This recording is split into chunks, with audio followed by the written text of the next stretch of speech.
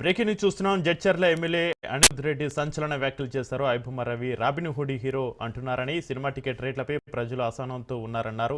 1,000 కోట్లతోటి సినిమాలు తీస్తే బాగుపడేది ముగ్గురేనని, నిర్మాత, డైరెక్టర్, హీరోలు మాత్రమే లాభపడతారని, హీరోయిన్లకు కూడా సరైన రెమ్యునరేషన్లు ఇవ్వరన్నారు. ఐబొమ్మ రవి ఉచితంగా సినిమాలు చూపిస్తున్నాడని, ఐబొమ్మ రవి తమకు హీరో అని ప్రజలు అంటున్నారన్నారు.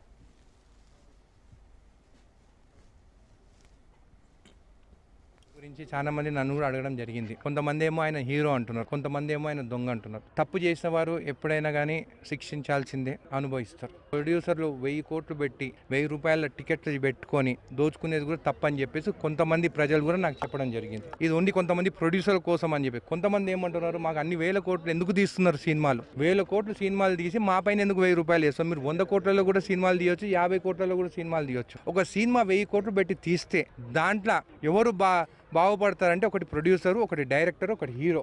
హీరోయిన్లకు కూడా రేట్లు అక్కడ ఇచ్చే ఫీజు తక్కువ ఉంటుంది. అక్కడ వాళ్ళు పనిచేసేటోళ్ళకు కూడా వేజెస్ కూడా చాలా తక్కువ ఉంటాయి. ఈ 1,000 కోట్లు దోచుకునేది ఈ ముగ్గురు. అంటే అది ప్రజలు చెప్తున్నారు, నేను కాదు. ప్రజలు చెప్పింది నేను మీకు చెప్తున్నాను. ఈ ముగ్గురే. ఈ ముగ్గురు కోసము ఇట్లా చేయడం అనేది కొంతమంది అది తప్పు అంటున్నారు, కొంతమంది ఏమంటున్నారు ఆయన తప్పు చేసి శిక్షించాలి అంటున్నారు.